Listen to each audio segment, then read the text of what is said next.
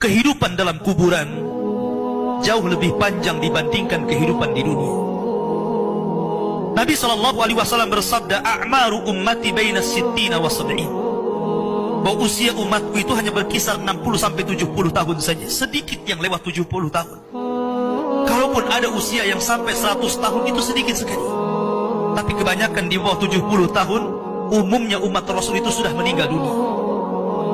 Tetapi ketika orang masuk ke dalam kuburan, usia dia di kuburan sampai kiamat ditegakkan itu panjang sekali. Anda bisa bayangkan, orang yang meninggal sejak zaman Nabi Adam sampai hari ini kiamat tidak dibangkit-bangkitkan, menunjukkan bahwa kehidupan kuburan jauh lebih panjang dibandingkan kehidupan dunia.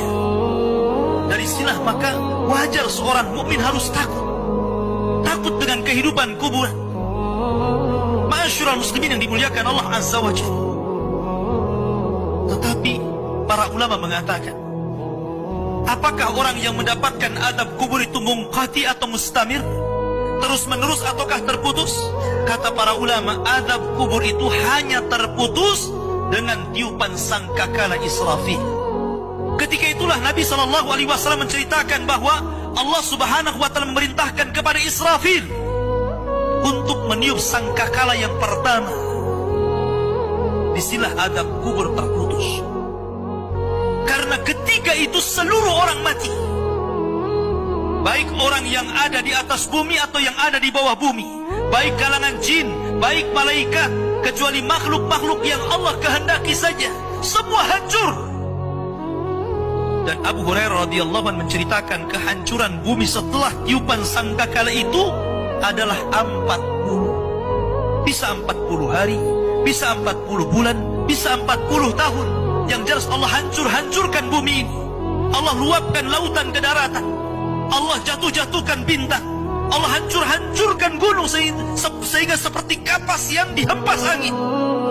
Itulah yang disebut dengan kehancuran alam atau hari kiamat. Baru setelah kemudian bumi tidak bulat lagi, tapi bumi terhampar. Allah ganti bumi yang kita pijak dengan bumi yang baru. Itulah yang disebut dengan padang mahsyar. Maka disitulah Allah Subhanahu wa Ta'ala memerintahkan Israfil untuk meniup sangkakala kebangkitan. Yang kedua kalinya Israfil pun kemudian meniup sangkakala. Maka dari situlah manusia keluar dari perut bumi. Wa akhrajatil ardu athqalaha. Allah keluarkan beban-beban beratnya. Disitulah orang-orang yang beriman, ketika mereka muncul dari kuburan, maka mereka akan berkumpul dengan keluarganya. Allah mengatakan, alladzina amanu wattaba'athum dzurriyyatuhum biimanin alhaqna bihim dzurriyyatuhum.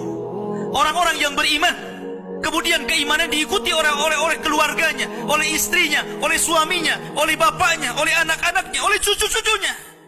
Maka ketika mereka dibangkitkan dari kuburan, mereka langsung berkumpul menjadi satu keluarga. Dan itu sebuah ketenangan.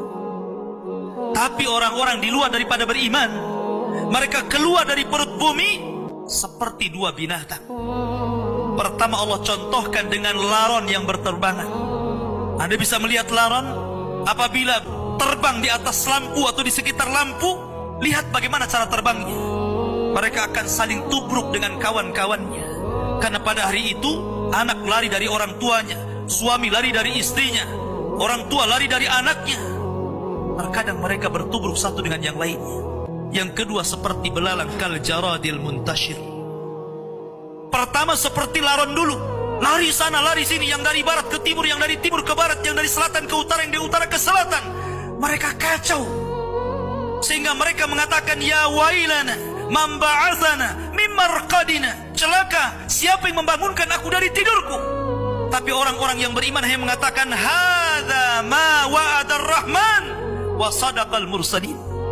Inilah janji Allah kepada kalian dan benarlah ucapan para rasul.